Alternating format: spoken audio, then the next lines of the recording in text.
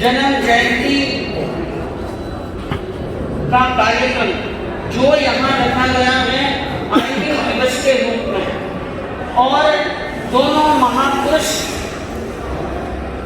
आज हमारे बीच में नहीं हैं, लेकिन उनके उपदेश, उनकी शिक्षाएं और उनके गुण, उनका व्यक्तित्व और उनका कृतित्व आज भी हमारा मार्गदर्शन कर रहे हैं। श्रवण यानी इस श्रवण संघ के द्वितीय पटधर आचार्य सम्राट आनंद ऋषि जी महाराज साहब की 123वीं जन्म जयंती। कौन सी है? 123वीं जन्म जयंती है।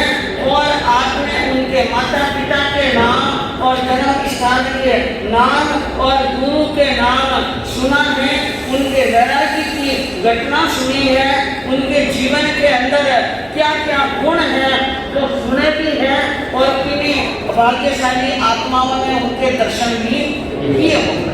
आचार्य सम्राट के क्या किए? दर्शन किए हैं, हमने उनके दर्शन नहीं किए। लेकिन हमारे आचार्य सम्राट आनंद ऋषि के महाराज साहब के जीवन के बारे में कई श्रावकों के मुख से और कई यानी उनके जीवन चरित्र के पढ़ने से मालूम पड़ता है कि उनके अंदर एक नहीं अनेक गुण थे। क्या थे? अनेक गुण थे। उनको एक सच्चे मायने में संत कह सकते हैं। वो एक ऐसे संत थे, क्योंकि संत बनना कोई छोटी बात नहीं, संत बनना छोटी बात नहीं है।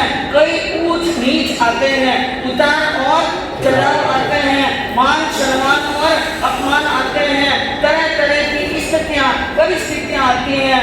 लंबे समय तक 13 साल की उम्र में दीक्षा ली और इतनी बड़ी उम्र प्राप्त कर और इतने वर्षों की संयम साधना उन्होंने पाली है। उनके जीवन के अंदर उन काल के अंदर कितने उपसर्ग, कितने परिचय आए होंगे, वो सब वर्णन हम अपनी जिह्वा से नहीं कर सकते हैं, लेकिन संत की परिभाषा से समझ सकते हैं कि उनके अंदर कितने महान गुण थे और गुणों के भंडार थे। इसलिए वो सबसे एक ऐसा सत्य है जिनको समाज ने और संत समाज ने और जैन समाज ने एक नहीं 5 पदों पर आरूढ़ किया। कितने पदों पर? 5 कोई पद मिलने वालों 5 पदों पर चतुर्विद संघ ने मिलकर के निर्णय करके उनको उन 5 पदों पर सुशोभित किया। तो बंधुओं, हम समझ सकते हैं जो आत्मा 5 पदों को सुशोभित कर सकती हैं और उन पदों में वो पार हो सकती हैं, तो निश्चय रूप से महान संत थे। क्या थे? तो संत की परिभाषा में कोई एक निंदत, कोई एक वंदत, कोई एक देत है भावस भक्षण, कोई एक आय लगावत चंदन, कोई एक डारत धूलित तक्षण, कोई कहे यह मूर्ख दिश, कोई कहे यह विज्ञ विचक्षण, सुंदर काहुसु रागन वेश, ये सब जानो साधु के लक्षण। साधु के संत के लक्षण बताते हुए कवि ने कहा कि कोई एक निंदक, एक साधु की सब लोग प्रशंसा करेंगे ऐसा मानना ही नहीं। 10 जने प्रशंसा करेंगे तो निंदा करने वाले, हाँ सामने हाँ करने वाले और झीके झिकारे लगाने वाले नीचे उतर कर गालियां भी दे सकते हैं साधु की, और कह भी देंगे बाकी अटे आपके सामने कहीं बोले न भारत में कहीं बोले न बाजार में कोई चर्चा करे, इनारी एक बात नहीं है, ये तो हिजड़ियां है। लेकिन साधु के कोई फर्क नहीं पड़ता। कोई एक निंदक, कोई एक वंदक, कोई निंदा कर करके खुश होता है और कोई वंदन कर करके और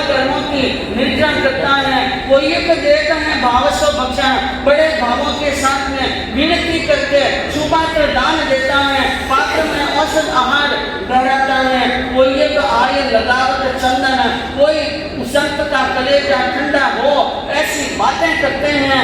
इस प्रकार से उनको साधा पहुंचाते हैं। और कोई एक डालत दूरी तक क्षण, कोई क्या डाल दे, जोगा बरगद के दूर की डाल दे।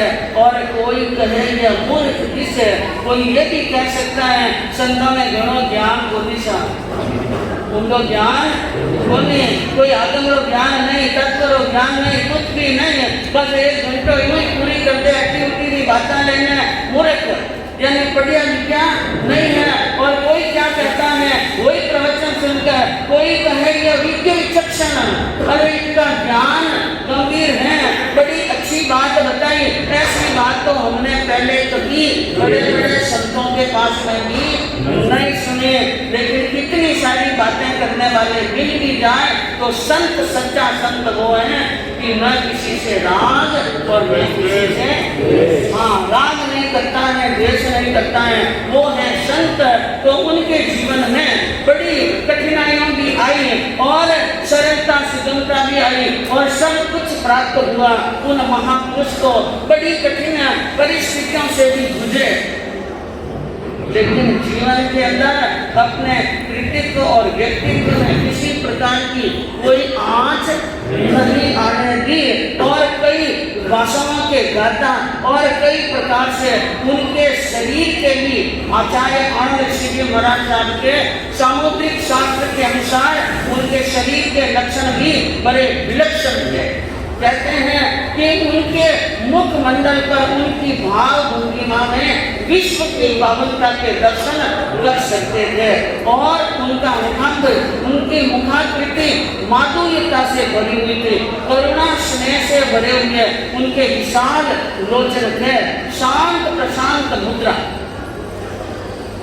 आचार्य आनंद ऋषि जी के बारे में क्या सुनते हैं, बहुत शांत प्रशांत और गंभीर थे, कभी ऊंची आवाज में बोलते नहीं थे। हमारे श्रवण संघ के अंदर ये विद्य प्रकरण आचार्य आनंद ऋषि जी महाराज साहब के लिए सब कहते हैं, कभी उनके चेहरे पर क्रोध की लकीर नहीं थी, कभी उनकी आंखों में क्रोध की लाली नहीं देखी। ऐसे हमारे मारवाड़ के अंदर हुए मधुकर मिश्री मंत्री महाराज साहब, मीठा मिश्री, हाँ मिश्री 2 हुए और यूं तो 4 हुए। मिश्री क्या हुए? 2 और 4 भी हुए। एक तो मीठा मिश्री, एक कड़क मिश्री, एक मिश्री मंत्री महाराज साहब मुमुक्षु और एक मिश्री मंत्री महाराज साहब खाद्य। अलग अलग नाम अलग दिए श्रावकों ने, कड़क मिश्री में मीठा मिश्री, जिनका स्वभाव के अंदर कड़कपना था और ऐसे थे अंदर से बिल्कुल नरम, लेकिन ऊपर से क्या रहते थे, हाँ नारी के समाकारा दृश्यन्ते स्त्रीजना अन्य व्यक्ति का कारा बहिरेव मनोरा।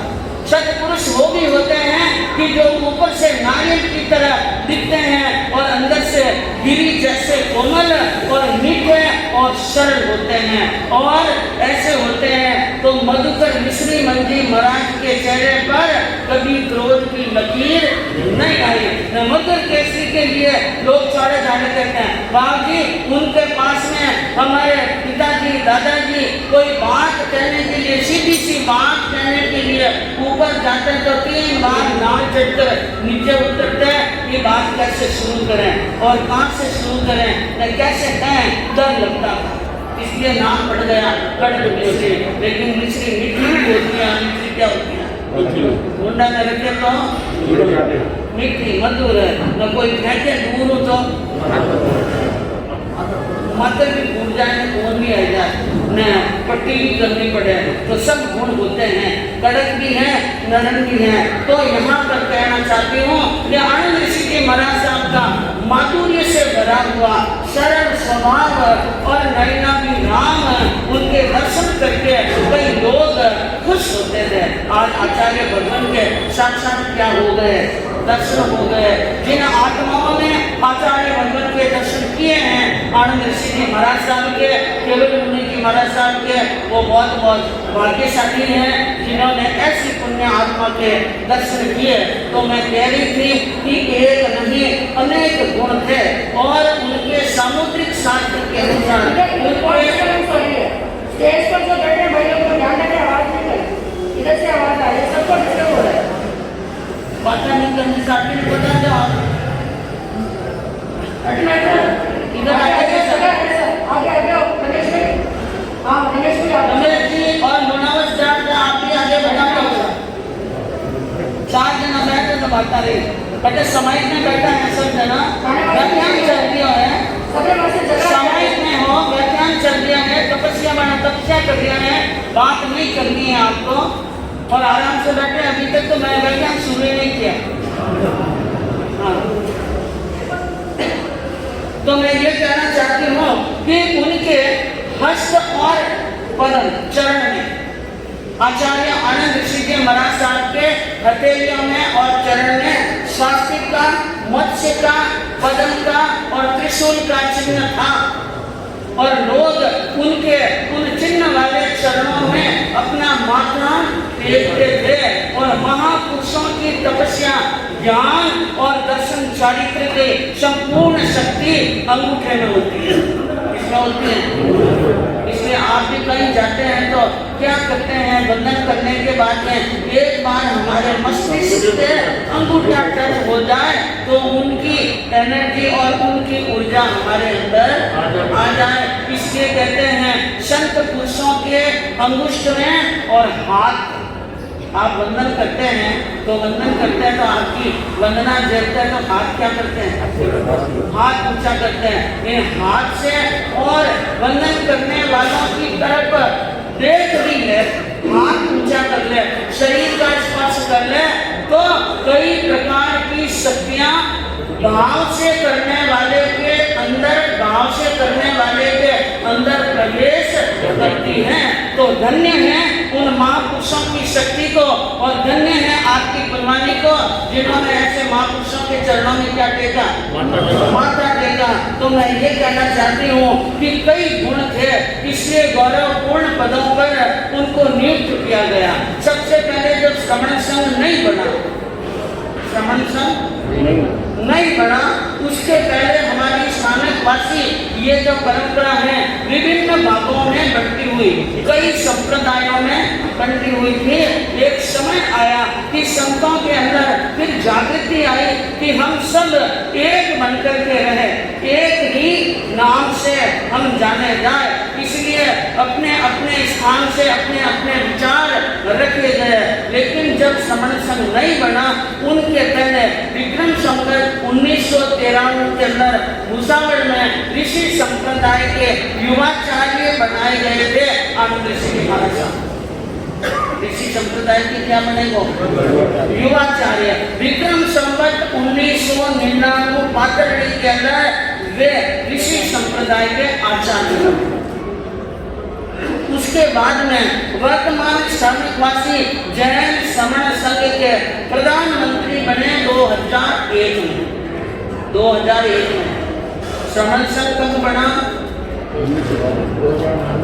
2009 में। लेकिन 2001 के पहले से यह चर्चा संघों में शुरू हो गई कि हम एक संघ के अंदर और एक डोर में बनने जा रहे हैं। तो श्रमण संघ के प्रधानमंत्री के रूप में आपको नियुक्त किया गया था और उस समय 2001 में और विक्रम संवत यानी 2012 बीकानेर भीनासर के अंदर आपको वर्तमान जैन श्रमण संघ के उपाध्याय के पद पर नियुक्त किया गया और श्री वर्तमान श्रमणवासी जैन श्रमण संघ के आचार्य पद पर नियुक्त किया गया। विक्रम संवत 2019 माघ कृष्णा नवमी में 20 जनवरी 1963 में आपको आचार्य के पद पर नियुक्त किया गया। तो ऐसे ऐसे यानी महान पदों के ऊपर आपको नियुक्त किया गया और श्रमण संघ बना 2009 में। उनके लिए काफी सम्मेलन हुए मारवाड़ के अंदर और मारवाड़ राजस्थान में 5 सम्मेलन मुख्य गिने जाते हैं। छोटे मोटे मिलाकर तो 7 हुए, लेकिन 5 सम्मेलन क्या गिनते हैं, मुख्य गिनते हैं। उन सभी सम्मेलनों के अंदर कर्मठ कार्यकर्ता के रूप में और रीढ़ की हड्डी की तरह काम करने वाले थे मंगल केसरी जी महाराज साहब। सबको संगठित करना और सबके भाव लेना, सबको मानना, मनाना, बुलाना और अपने मारवाड़ के सभी श्रावकों को जहाँ जहाँ सम्मेलन हुए उन श्रावकों को वहाँ पर बुलाकर उनके गांव में क्या कराए। और इतने बड़े बड़े संतों के, इतने सारे विशाल संतों के सम्मेलन हो तो जनता कितनी आती है। और सम्मेलनों के अंदर 4-4 दिन 5-5 दिन भी लग जाते हैं। ये राजस्थान के अंदर, मारवाड़ के अंदर, उस जमाने के अंदर ये सम्मेलन हुए और उस समय श्रावक और श्राविकाओं ने आने वाले साधु संतों की, इतने साधु संतों की सेवा की, इतने स्वधर्मी भाइयों की भी क्या की सेवा की, इतनी व्यवस्था की उन जमाने के अंदर। और आप देखो कि वो सब कार्य में एक संरक्षण बनाने साधु साथी श्रावक श्राविकाओं का तन मन धन समय सब लगा, तब जाकर के क्या बना था, श्रवण संघ बना था। और हमारे श्रवण संघ के आचार्य बनने के बाद में सबसे ज्यादा लंबे समय तक श्रवण संघ पर शासन किया आचार्य आनंद सिंह। लगभग 29-30 वर्षों तक चतुर्विद संघ की आपने सेवा की और आपको बताया गया कि वो बहुत सरल थे, बहुत शांत थे, बहुत विनम्र थे, बहुत बड़े ज्ञानी थे। ऐसे कई उदाहरण हैं उनके जीवन के अंदर कि एक बार प्रसंग आया कि कवि उपाध्याय अमर मुनि जी महाराज साहब को श्रवण संघ के बाद करना, क्या करना है, श्रवण संघ के बाद करना है। और कहा आचार्य श्री को कि आप उनको श्रवण संघ से क्या कर लो, बाहर कर लो। वो खुद बहुत ज्ञानी थे और ज्ञानियों का मान सम्मान रखना आचार्य श्री अच्छी तरह से जानते हैं। उपाध्याय अमर मुनि जी महाराज साहब बड़े ज्ञानी विद्वान संत थे और आचार्य आनंद ऋषि जी के पास में ये समस्या आई कि उपाध्याय आनंद ऋषि यानी अमर मुनि को क्या करना है, श्रवण संघ से बाहर करना है। तो उन्होंने क्या कहा, मैं उपाध्याय अमर मुनि जी महाराज साहब को अपने हाथ से लिखकर इनको श्रवण संघ से बाहर नहीं कर सकता हूँ, मैं उन ज्ञानी संत की आसाधना नहीं कर सकता हूँ। अच्छा यह होगा कि कवि जी महाराज खुद इस्तीफा लिखते, क्या बोले, अमर मुनि कवि अमर मुनि जी महाराज साहब खुद क्या लिखते, श्रवण संघ से इस्तीफा लिखते, वो अच्छा रहेगा। मैं मेरे हाथ से, मेरे मुंह से श्रवण संघ के बाद करने की घोषणा नहीं कर सकता हूँ। इतने बड़े आचार्य, इतने बड़े ज्ञानी संत होते हुए भी वो अपने जीवन के अंदर ऐसी सरलता रखने वाले महान संत थे। और उनकी अनुपम सरलता के बारे में अभी आपने सुना कि बड़ी उम्र में उर्दू सीखते थे। इतनी बड़ी उम्र, अब आप सोचो कि जिनको पाठ कर से अपने आप उतरने की ताकत नहीं, 2 जने पकड़ कर उतारे, अब उस उम्र में उर्दू सीखने की क्या जरूरत पड़ी, बोलो। क्योंकि ज्ञान है ना, मनुष्य क्या सोचता है, आजकल के लोग क्या कहते हैं, भाई प्रतिक्रमण समय की पार्टी वगैरह सीखो, बाकी अब उम्र गई, अब क्या ना सीखी है, आपको सीखनी उम्र है नहीं। ये उदाहरण है महापुरुषों के जीवन के, ये महापुरुषों के जीवन के क्या है उदाहरण है कि वो इतनी उम्र होने के बाद में भी उर्दू सीखते थे। ज्ञान सीखने की पिपासा अंतिम समय तक होनी चाहिए, क्योंकि यही तो एक है धर्म और ज्ञान जो मरने के बाद में नहीं क्या चलता है। आपको प्रश्न पूछा गया ना 2 दिन पहले कि कितना ज्ञान साथ में रहता है, तो ज्ञान को जितना सीखो उतना ही क्या है, कम है। समुद्र का समुद्र बना है, इसलिए ज्ञान सीखते जाओ। तो वो ज्ञान सीखने की उनकी बहुत बड़ी लगन थी और ज्ञान भी विनय के साथ में सीखते। पद का अहंकार, पद आया ने पद का अहंकार कर लिया तो पद की तोड़ी नहीं, पद आने के बाद में पद का अहंकार नहीं करना। पद का अहंकार नहीं करना और अपने आप को छोटा समझ करके चलना, क्योंकि दुनिया के अंदर बंधुओं ये पद और ये सत्ता और ये संपत्ति ये तो आज है और कल नहीं। आज यदि अहंकार के अंदर भरे हुए रह गए तो कल पद जाने के बाद में लोग कह सकते हैं कुछ भी नहीं। हमें मित्र की तरह, साथियों की तरह, भाई की तरह व्यवहार करना है। तो वो संत इतने बड़े श्रमण संघ के 1300-1200 साधु संतों के आचार्य होते हुए भी जब उर्दू पढ़ाने के लिए मौलवी आते तो वो क्या बैठते थे? नीचे। आजकल बिना कमर कूद के ऊपर बैठना छोटे तो नहीं,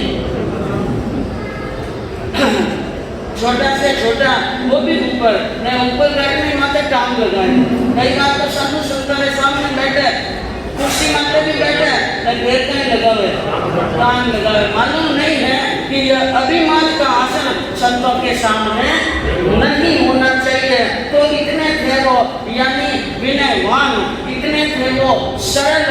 और कहते हैं नारायण सूत्र की जो उपाध्याय आचार्य की 6 विशेषता बताई, वो 6 विशेषता आचार्य आनंद सिद्धि में मिलती थी। श्रद्धावान, सत्यवादी, मेधावी, बहुश्रुत, शक्तिमान और अल्पाधिकरण, यह सारी विशेषताएं आचार्य भगवान के अंदर मिलती थी।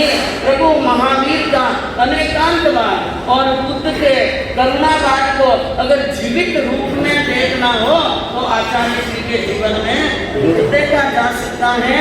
और उनके जीवन की चमत्कारिक घटनाओं के बारे में ये सुना, एक मंगलिक में चमत्कार, एक मंगलिक में चमत्कार। मैं कहूँ कई सालों से बैठा है जो मध्य प्रदेश में मंगलिक लेने आया और एक करोड़पति, अरबपति, खरबपति ले गया, पीढ़ियाँ की पीढ़ियाँ निकल गई और क्या बढ़ रहे हैं, आगे बढ़ रहे हैं। कौन सा अनुष्ठान किया? कोई क्या सिर्फ क्या दिया? मंगलिक। सिर्फ क्या दिया? मंगलिक। चंदा ने मंगलम मंगलिक दिया। मंगलिक बड़ा या छोटा नहीं होता है, एक बात ध्यान रखना। किसकी जीवन की साधना कितनी परिपक्व है, किनका जीवन कितना पवित्र है, जीवन के अंदर कितनी उन्होंने उपलब्धियां प्राप्त कर ली हैं और उनके मन के भावों की पराकाष्ठा शुद्धता के अंदर कितनी ऊपर चढ़ गई है, वो चट्टारी मंगल की एक पार्टी है। और मुंह से कह जा आनंद होगा तो क्या होगा? आनंद ही आनंद होगा। तो बंधुओं, उन महापुरुषों के मंगलिक में चमत्कार क्यों चमत्कार था कि उनकी साधना क्या थी? उनकी साधना परिपक्व थी, इसलिए वे एक मंगलिक देते हैं और एक मुंह से कह देते हैं कि जहाँ आनंद होगा, मंगल होगा, घबरा मत। तो वो बातें हो जाती थी। मैंने आपको पहले एक बार प्रवचन में बताया, जिसका मन एकाग्र हो जाता है और जो मन एकाग्र हो जाता है उनका ऊर्जा केंद्र परिपक्व और एकदम शक्ति से पूर्ण होता है। जब वे अपनी शक्ति को मुख के द्वारा कहते हैं, वचनों के द्वारा, तो वे वचन अमिट हो जाते हैं। क्या हो जाते हैं? तो ऐसे वचन यानी वचन सिद्ध महापुरुष थे। और उन महापुरुषों के अंदर बताया जाता है कि एक पंडित नारायण प्रसाद शास्त्री के बड़े पुत्र के टीबी की बीमारी हो गई। किसकी बीमारी? टीबी की बीमारी हो गई। और टीबी की बीमारी हुई, परेशान हुए और अपने एक पुत्र को लेकर पूज्य श्री के पास में आए और कहा कि यह टीबी का मरीज हो गया, मेरा एक बेटा है। और आचार्य भगवान ने एक मंगलिक दिया और बड़ी करुणापूर्ण दृष्टि से उनकी तरफ देखा। कहते हैं कभी कभी दवा से की दुआ क्या होती है? ज्यादा होती है। इसलिए कहा कि फकीरों की निगाह में अजीब तासीर होती है। फकीरों की निगाह में बड़ी अजीब तासीर होती है कि निगाह मेहर से देखें तो खाक भी अच्छी होती है। वो अपनी कृपा पूर्ण एक दृष्टि भी डाल देना तो भी जीवन में क्या हो जाता है? कल्याण हो जाता है। तो ऐसी थी उनके जीवन के अंदर करुणा दृष्टि और एक स्पर्श लब्धि भी थी उनके पास में। माले कोटला के अंदर एक राम मूर्ति लोहा के गर्दन के अंदर दर्द था। गर्दन में क्या था? दर्द। और डॉक्टर ने कहा 6 महीने का पट्टा बांधना। कितने महीने का? 6 महीने का पट्टा बांधना। और आचार्य श्री के पास में गए, कहा कि भगवान, आचार्य श्री को कहा कि ऐसे कैसे डॉक्टर ने 6 महीने तक गले में क्या लगाना? पट्टा लगाना है। ऐसा कहा। आनंद ऋषि महाराज साहब ने मंगलिक फरमाया और उन्होंने अपना सिर झुकाया चरणों के अंदर। किसके अंदर? चरणों में। और आचार्य भगवान का वृद्ध हस्त उनके सिर पर गया और अंगुलियां गर्दन पर टच कर गई। कहाँ पर? गर्दन पर। और उनको लगा कि मेरे तो गर्दन का दर्द ही क्या हो गया है? समाप्त हो गया है, दर्द निकल गया है। तो ऐसा महसूस होते ही डॉक्टर के पास में गए। डॉक्टर ने कह दिया पट्टा लगाने की जरूरत नहीं। ये स्पर्श करते ही रोग क्या हो जाते हैं? शांत हो जाते हैं। तो ऐसे महान संतों के जीवन की महान कहानियां। और मैं आपसे एक बात और कह दूं कि पीपल गांव के अंदर पूज्य आचार्य श्री के सानिध्य में एक दीक्षा होने वाली थी।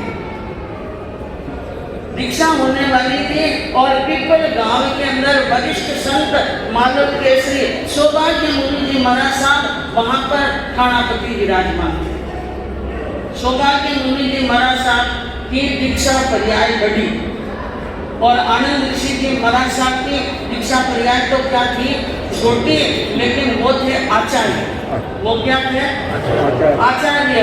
तो आचार्य श्री जब पीपल गांव पधारे और सौभाग्य मुनि जी महाराज साहब को मालूम पड़ा कि आचार्य श्री आ रहे हैं, तो वो उनको लिवाने के लिए, अगवानी करने के लिए मालव केसरी सामने गए। और आनंद ऋषि जी महाराज साहब ने आकर के आचार्य आनंद ऋषि जी महाराज साहब जहाँ उनका मिलन हुआ, तो आनंद ऋषि जी महाराज साहब ने वंदना की मालव केसरी को। और मालव केसरी ने कहा आप आचार्य हैं, बड़े हैं, इसलिए वंदना कौन करेंगे? मैं करूँगा। यह घटना आचार्य आनंद ऋषि जी महाराज साहब के जीवन में हुई कि यह तो मालव केसरी को कर रहे हैं, आनंद ऋषि जी को वंदना। और आनंद ऋषि जी किसको कर रहे हैं? और एक घटना मैंने अपनी आंखों नजरों से जोधपुर में देखी। जब युवाचार्य मधुकर मिश्री मंत्री महाराज साहब को चादर का पद दे दिया, चादर ओढ़ा दी और मर्दल केसरी जी महाराज साहब दीक्षा में बढ़े और मधुकर जी महाराज साहब पद में बढ़े। अब इतने समय तक मधुकर जी महाराज साहब वंदना करते थे मर्दल केसरी जी को और मर्दल केसरी जी के सामने कई बार पाटे पर नीचे खड़े भी रहते थे और वंदना करते थे। लेकिन जब युवाचार्य की चादर उड़ाई और मधुकर जी महाराज साहब ने नेहरू पार्क के थाने में प्रवेश किया और मर्दल केसरी जी महाराज साहब पाट से नीचे उतरे। क्या उतरे?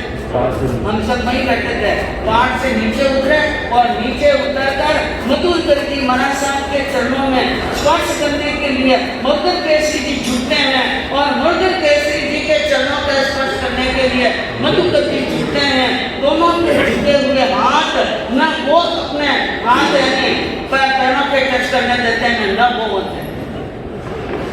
और बोर्ड लगी थी कि मैं इनके चरणों का स्पर्श करूं और उनके बोर्ड लगी इनके।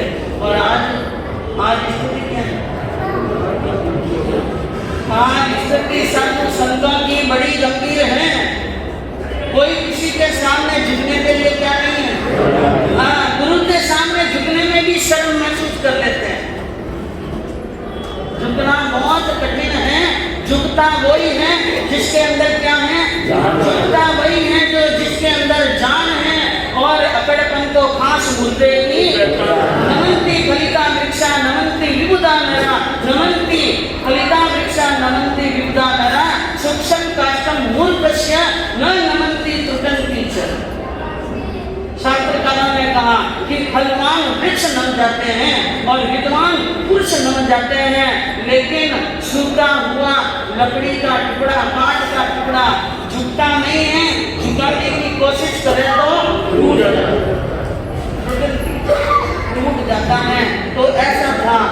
उनके जीवन के अंदर ऐसा विनय, ऐसी सरलता, ऐसा शांत स्वभाव और खूब उन्होंने जीवन के अंदर संसार के अंदर रह करके जिनवारी का खूब प्रसाद बना। दूसरा प्रसंग है हमारे सामने कि पूज्य प्रवर केवल मुनि जी महाराज साहब, जिनका जन्म राजस्थान के कोशिकर गांव में हुआ, जिला उदयपुर के राजस्थान के अंदर। माँ का नाम कंकुबाई, पिता का नाम जवाहरलाल जी कोटरा जी।